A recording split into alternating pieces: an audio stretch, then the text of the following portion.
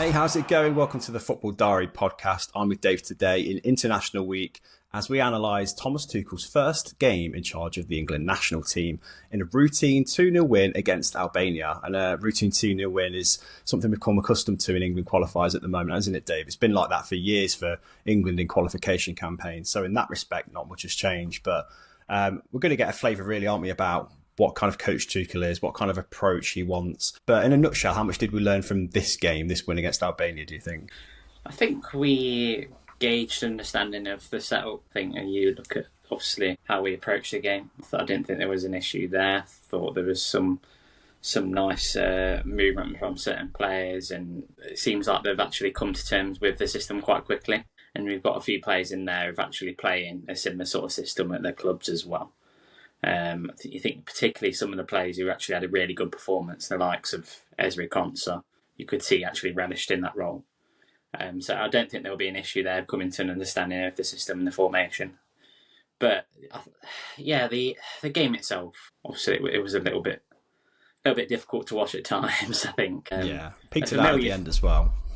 Yeah, a familiar feeling. I think a lot of England fans will have had over the last, 10, 15, 20 years even, coming into qualifiers. I think a lot of fans have a similar sort of feeling to they're begrudgingly watching the game, not really looking forward to it. I think there's always, especially when a new manager is coming in and is looking to kind of obviously force his style and his system into the team, you kind of have a little bit more hope, I suppose, and there is a little bit of excitement there. But I think with so many players missing from the squad as well, there's going to be a lack of excitement because this is, the system's there, but there's so many players missing that we're still kind of wondering what players will come into the team and who will be a fixture. Not much to learn really from this game. And as you said, he had, 3 days with the team as well to get them together in training. I wondered what formation he'd play, but he ended up with a 4-2-3-1. With obviously 3 attacking players behind Harry Kane, and we've seen that formation with England before. And I think he kind of was quite vocal in his pre-match interviews about how he brings intensity to the teams that he manages, and that's definitely been the case, I think, in his early club career as well. It's probably toned it down a little bit to a degree, but he's quite an animated character, and that is a real departure from Gareth Southgate's demeanour generally, isn't it? Like, Southgate's not the most animated coach in the world, apart from that one World Cup where he had the waistcoat on and started roaring in front of the crowd spontaneously. I think that's the most vocal we've seen Gareth Southgate. So Tuchel is a completely different kind of behaviour, demeanour altogether. And I think a couple of the players said that in training, he's got an aura about him as well. Like, he has this intensity that you kind of take notice of and respect. And I think that will become more obvious on the pitch, I think, as time goes on. But he's even said, like, the 16 months until the World Cup, it's not long. And he's even sort of earmarked how many training sessions he's got with his team. So he knows that he's got to make things happen fairly quickly. And I guess that wasn't possible in this game, was it? 2-0, it was comfortable for England at all times. There was never a point really where they were threatened. But let's talk about the positives first of all. A couple of debutants in there, Lewis-Skelly and Dan Burn at the back. And I thought the defence obviously was fairly comfortable as well. But let's start with Lewis-Skelly, shall we? Scoring on his debut as well.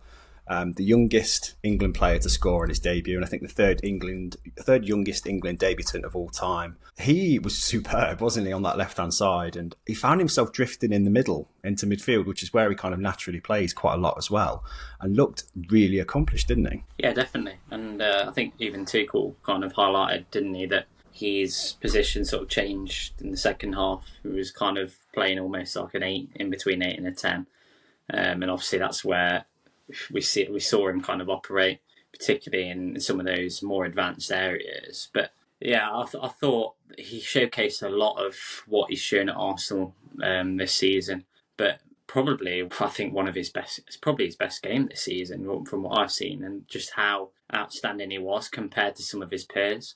Constantly on the front foot. I think he really showed great initiative and kind of great. He sensed a lot of danger and kind of stepped in. It was almost a step ahead of a lot of the players on the pitch at that time, and he seems to just have this real good initiative of where the ball's going to come and where he's going to intercept, and he's just obviously steps in with such ease and the way he carries the ball, and actually I think he keeps it simple a lot of the times, but also he's actually quite inventive in how he carries the ball and in the areas he actually pops up in.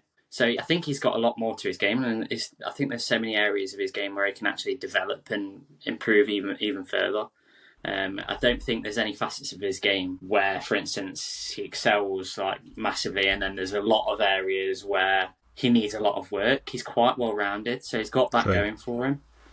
He's quite versatile, isn't he? And I think in the post-match interview, Declan Rice, who was being interviewed alongside Declan Rice, obviously his Arsenal teammates, and he was asked, what did you make of his performance? Is this the player that you've seen growing and maturing for Arsenal? And he was like, well, he backs himself as a player. Like, he's got the confidence to be whoever he wants to be and to do whatever he wants to do. And he was fearless, wasn't he? I think that's the thing for me. Lewis-Skelly did not look scared at all by being at Wembley on his debut, to be part of a new era, really, under Tuchel. That didn't faze him at all. And we've seen that for Arsenal as well. Like, he's had a couple of setbacks too, where he's had red cards, a couple of red cards as well, and he could have been really knocked by that. Absolutely not. And I think he took to the field with a lot of confidence, and he's done himself the world of good. And that side of the defence for England has been really difficult, hasn't it? And having players of the kind of versatility to drift in if we need them to is rare as well, really. We haven't really got many either versatile or mobile players that are either, I don't know, specifically left-sided or right-sided,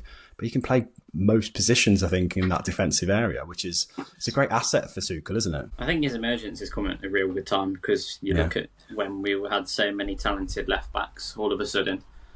Luke Shaw has been out injured for ages. Ben Chilwell has gone completely off the radar with injuries as well. He's had issues. Kieran Trippier's coming to the end of his probably international career, and now you're looking at he's got that spot really to go for. And I think there's a couple of other names in there. Obviously, you've got Livramento, who's well capable of doing the job there. I think there's some good competition, some real talent that we've got in that area.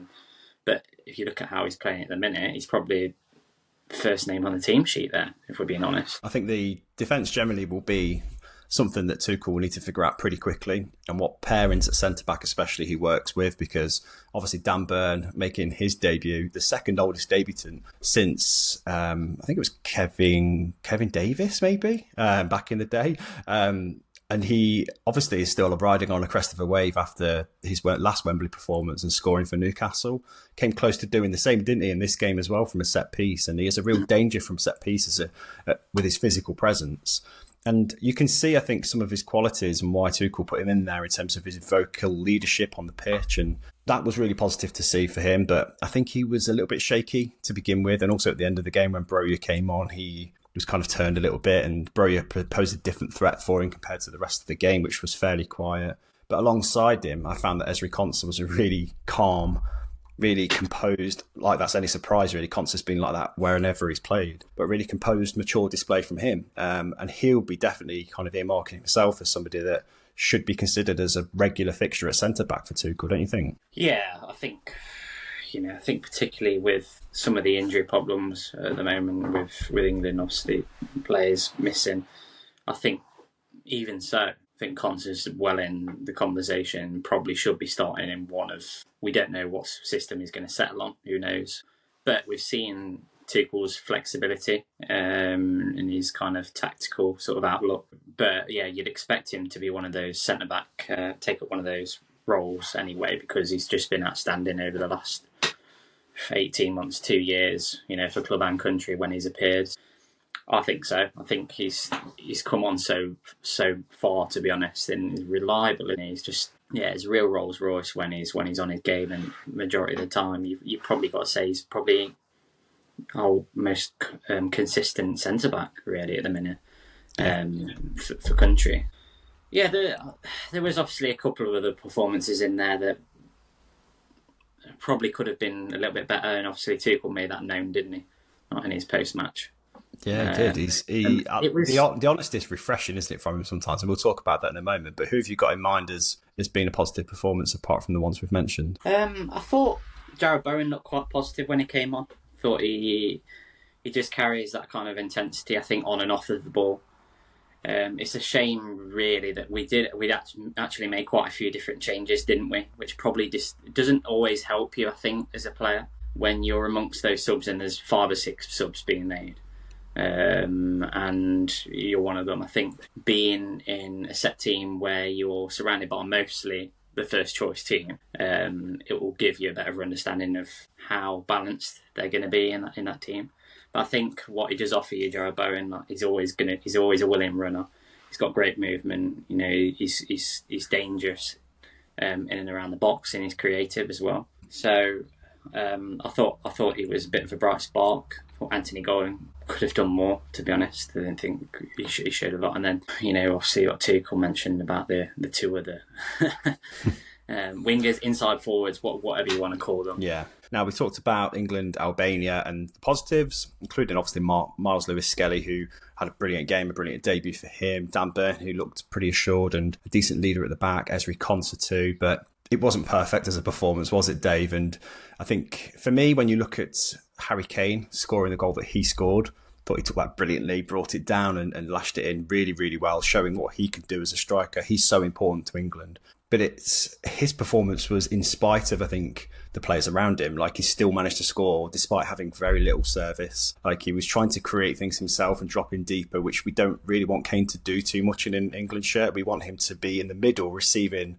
you know, crosses from wide or, you know, from players cutting in. But one of Tuchel's frustrations was that both, obviously, Marcus Rashford and Phil Foden weren't doing enough of that. And Tuchel kind of mentioned how passing repetitions and phases weren't happening enough last summer when we went to the final of the Euros somehow. And we looked kind of scared, really, to play in the big stage and to play in competitions like that. I don't think we looked scared in this game, but we definitely looked short of ideas. And Rashford and Foden in particular were following this familiar pattern they've had for England in the last couple of years, really, where they're running down blind alleys or not putting killer balls in or not even having a go themselves. It would be a disappointing game for both of them, won't it? Yeah, and it's interesting to hear his comments. Like you said, it's refreshingly quite honest. He was not pulling the wool across our eyes, you know, kind of distracting us and kind of swerving the question, so to speak.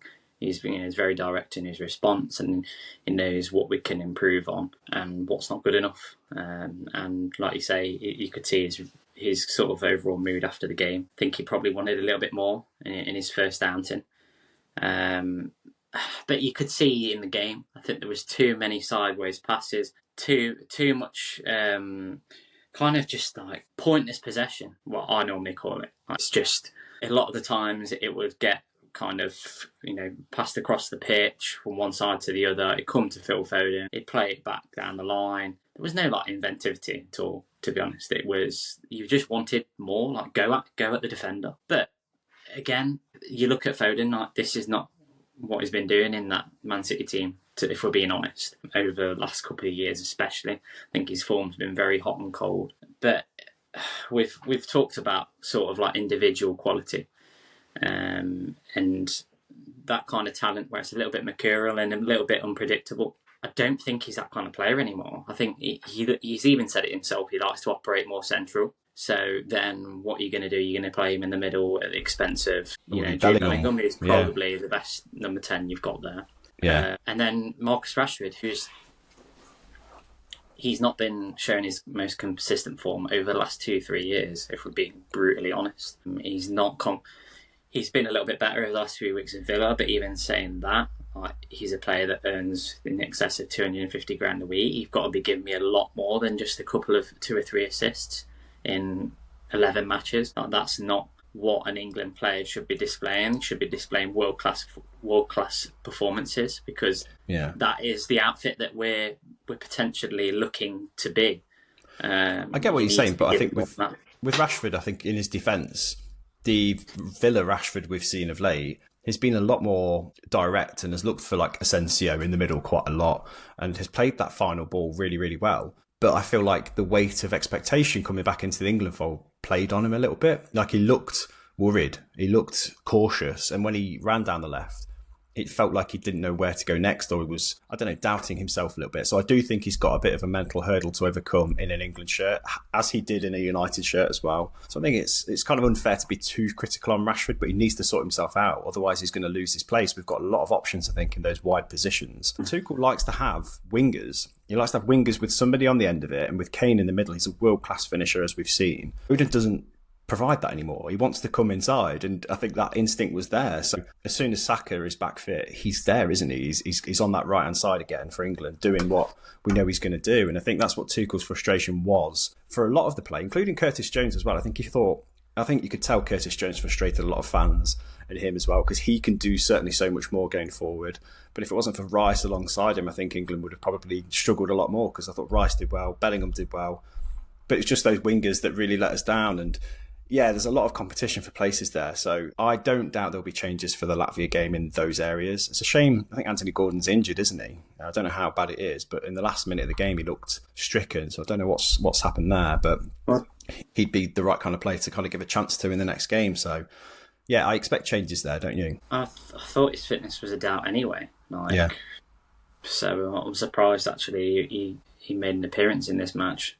Hopefully it's not too bad, but I don't think just that. I just think we lacked any sort of distribution into those pockets where Bellingham would pick it up, and you saw Bellingham dropping deeper and deeper, because I think he was just getting frustrated that he wasn't getting the ball in his areas, and he was carrying it forward and looking to play it into like Kane's feet or anybody in his pockets. I think at times Rashford and Foden, they were just too wide. Like they were just kind of pulled away from the action, and it was almost like the gaps and the distances between Foden and Rashford and Kane, there were too bigger gaps, and that just kind of almost nullified those little combinations that you might have seen. I think those relationships have just got to build a little bit. Yeah. And I've no doubt, like, when he's had a little bit more time with the team, I think you will start to see some of these patterns a little bit more. And like you say, a couple of players come in, the likes of Saka. There's still a little bit of haziness over that right back position, whether Kyle Walker or Wilkinson or someone else is going to come in and come in there. But actually, I didn't think Kyle Walker had that bad a game. I thought he was one of our better players, to be honest. He was calm. He wasn't tested, really, was he? That's the thing. And I think in a game like this, I think this is why he's got the likes of Henderson and Walker in the squad, because they are calm, composed heads who are not going to let a comfortable win look in danger at any point, because they just mopped up danger quite quickly, quite easily. The player that we needed in there, if I'm being honest, and it's probably unlike any other midfielder that we've got in that England squad, and even in all the way down the pyramid, to be honest, is Angel Gomez. We've not had a player like him who can actually turn on a sixpence and just play a ball, a split-second pass right into, through the eye of a needle. He's great at it, and we've seen him in his 2 or 3 outings that he's come into the team. He's the player who can piece it together, like Curtis Jones. I didn't think he was bad. I didn't think he had a bad performance, but it was forgettable. I thought the balance was a little bit off. And whether that is just because of untried and untested, who knows? We'll see. Obviously, in the next game, what he decides to go with, whether he decides to go with something different. Yeah, Gomez, I think, was a favourite of Carsley's, obviously from the under-21 days, but he raised eyebrows for being picked initially under Carsley, but played brilliantly. And I agree, it provided something that we haven't seen before or since, really. So wonder whether he'll get a recall at some point, because if he moves in the summer to a bigger team, which I don't doubt he will, he's on a free, isn't he, in the summer from Lille, then I reckon he'll probably catch more attention, but probably because he's in Ligue 1, it's probably not as obvious a choice. So that would be interesting. But obviously Tuchel's been quite vocal in the post-match on how those repetitions that you were talking about in the final third just weren't happening, and some of the chemistry between the players in creating chances, especially against such a deep, low-blocking team like Albania, who will come up against regularly as an England team in qualifiers, especially because they're always so, I don't know, easy, I guess, in some ways, and the teams we're playing against are so lowly ranked that they do kind of sit deep, don't they, make it hard for us. Tuchel's challenge now is trying to overcome that, isn't it? And how he does that and how he finds that recipe to unlock tight defences will be interesting. His demeanour generally, Dave, what do you make of it? Because he is quite forthright, isn't he? And I think even during the game, even though he wasn't on the touchline a huge amount, his body language sends out a message. He does have this aura. He has this kind of I don't know, this feel of somebody who you can read his mood quite clearly, and when it's not a good mood, you can feel it. I'm sure the players will as well. Yeah, I think you get a lot of, like the general, I think it is in general now with football fans, you like a manager who, obviously their style is to put their arm around the shoulder, is a little bit more personable, which is great. But at the end of the day, I think discipline's an important thing in football, and criticism is all part of improving performances. That's collectively and individually. So I don't think there's anything wrong with that, and I agree. I agree with a lot of talk like over the last few weeks. There's been mentions over how managerial sort of like feedback to players and stuff like that has changed so much in this day and age, especially with how younger footballers and what they're brought up around, and whether they're probably mollycoddled a little bit too much, and the culture is just wrong. I'm all for it, really, if I'm being honest. It's been a breath of fresh air, I think, as seeing Ruben Amorim come in and how honest he's been in with the media, with in interviews, and I see a little bit Tuchel in Amorim, and kind of his honesty at times. He's very transparent. I like it, and I think it should be clear to the players that he's not happy. That's it. I don't like it when they come out in an interview and it's just completely swerved some of the questions. Okay, don't throw players under the bus like brutally, like we've seen some managers do. But there's nothing wrong with saying like this player knows that they could be doing better in these situations. I felt like this is where we didn't operate particularly well. There's nothing wrong with being honest. And if players can't deal with that these days, I'm sorry, but you've got to be made of harder stuff than being offended by somebody saying that should be made. Because I'm not being funny. Good enough, pundits say it all the time. You listen to what pundits say post-match, which I'm surely it's accessible to them anywhere. They look on the phone, on the social media feed, whatever. They will see it. Mm-hmm. You don't need. You shouldn't expect your manager to kind of not say anything. I just think, what's that going to achieve? He's not a politician, though, is he, Tuchel? He's not a diplomat. He doesn't dress it up. And I think he's impatient as well as a coach, because he's got this short-term contract, relatively in international terms, of 18 months. So he knows the World Cup's the goal, and he knows the team's good enough to win the World Cup on paper. But tactically, they've been so far off the mark, haven't they, from tournament after tournament. The last tournament, we got to the final of the Euros, but it was so dull. It was awful. We had moments of magic where, like, Ollie Watkins scored the winner. Kane came good quite a lot, and there was an overhead kick from Jude Bellingham thrown in. So we had moments, and that's what we'll remember. But when we were watching those games, they were so poor, and we were like, Southgate's lost the plot. So I think to hear Tuchel say this wasn't good enough, first of all, not necessarily having a go at Southgate, but almost having a go at the mentality of the players not looking like they could win the tournament, but fearing exit is basically what he said. I like that. I think the impatience to win is something we need in a tournament, and he showed he can play tournaments really well in the Champions League and won the whole thing. So that gives me confidence that players will be cast aside quite quickly if they're, first of all, not on form, but secondly, not doing what he's asking them to do. That's refreshing. Yeah, and I think the thing is, this team now, you could arguably say there's quite a few egos in there in terms of what players have won, individually. Jude Bellingham, for instance, he's probably got the biggest ego in that team, if we're being honest. That's okay. You need that sometimes to be the player that you are today. You look at some of the best players in the world, like they have an air of arrogance about them. Saying somebody's got an ego it's not a negative thing in a way, or it's not. I think a lot of people say it's a negative thing, but I don't see that way. No. I just think that you need a manager who's been there and done it, and has got a real mentality and character, and is able to manage these egos and these big players in teams, and they've got a history of winning things, and that's something that Tuchel's done. He's a winner, and I know we've said that in the past. But I don't think we've been in a situation where we've got the players there. We're capable of playing in numerous sort of systems, for me anyway.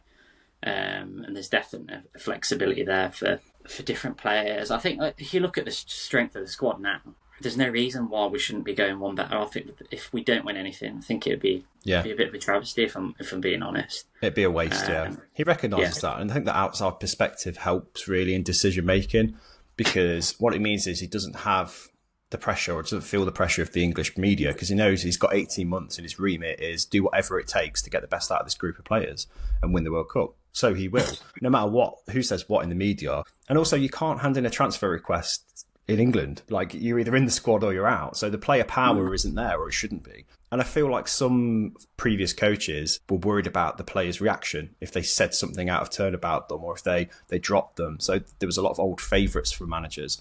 That's not going to be the case for Tuchel. If your ego is bigger than the squad and it's affecting the rhythm and the camp and, the short space of time Tuchel's got with his team, will be affected by those negative elements. So he just wants what's going to work for him. If that's not you as a player, then you'll be out the door. And I think from a fan perspective, that's perfect. I think if you look at it now, I don't think, especially with Southgate, it was probably one tournament too many, if we're being honest. And we did say that, didn't we? Yeah. But there was a situation there, I think, where you looked at it and you thought, that's not a manager that I think can demand any more from those players. I don't think he's got the mentality to go in and be as disciplined as a manager probably needs to be to get this team to where they need to be, where they need to win something. Yeah. And that's the kind of manager that I think Tuchel is. I think he'll be very stubborn in his sort of managerial style, and like you say, he's just he's got that air of he's got an aura, hasn't he? It's very evident there. Like, you listen to the way he speaks, I think it's fantastic. In his interviews, you look at what he's won over the years, there's no disputing it. I just think if he can get this team to play and this group of talented players to go into this big tournament with a bit of momentum and a bit of confidence, because I think that's what we've lacked in the past, isn't it? That we say there's been belief. Have we really believed it? I just don't know. And that's the thing you mentioned about the excitement that's not being there. The excitement's been there in the past because we got into a position we've not been in years. We got into a major European final. That's never been done. That's why there was excitement. But there's never been excitement, I think, going into a competition where I think, we're the team to beat. We're realistically, I'm very confident we can turn over any of these big boys. So that's the challenge for Tuchel then, isn't it? Make that belief there that the company that these players are in is good enough to win a tournament. So whether he could do that, we'll see. But England play Latvia on Tuesday, on Monday, which would be an interesting one.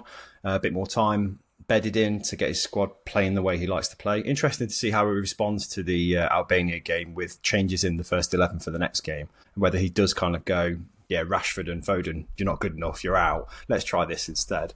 That'll be a marker, won't it? Before we go though, Dave, quick one for you. What do you reckon to Rasmus Højlund's sue in front of Cristiano Ronaldo in Denmark's win over Portugal? I mean, it looks on the face of it quite disrespectful. I've seen a few shots of Ronaldo looking on in the distance while Højlund's doing it, but apparently it was a mark of respect towards one of his idols. What do you think?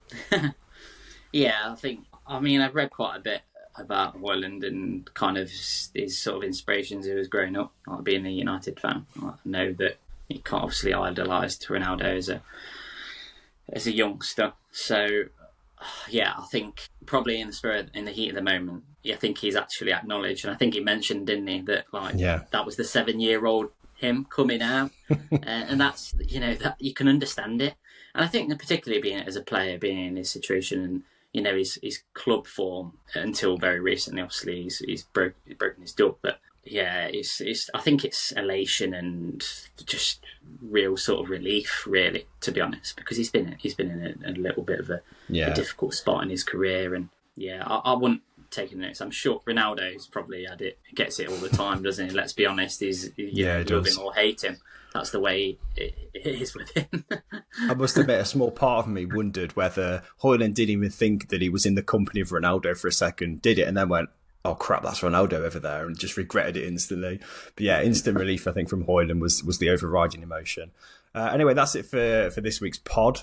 We won't be reacting to the Latvia game because I think the first Tuchel game was probably the important one to react to and to see what happened there. but we'll try and catch up with the crazy schedule of football coming up. We've got FA Cup quarter-finals. We've got Premier League games happening in midweek straight after that. So it's a bit of a podcaster's nightmare, isn't it, really, to try and schedule around it. We will try and be there, hopefully with Miles next time, to talk through all of that. Please do support us if you can on socials. We say this every week, but on Blue Sky, we're on TikTok, we're on Instagram, and we're also obviously on YouTube and every audio platform as well. But until next time, Dave, have a good one, mate. I'll see you soon. See you again. See you later.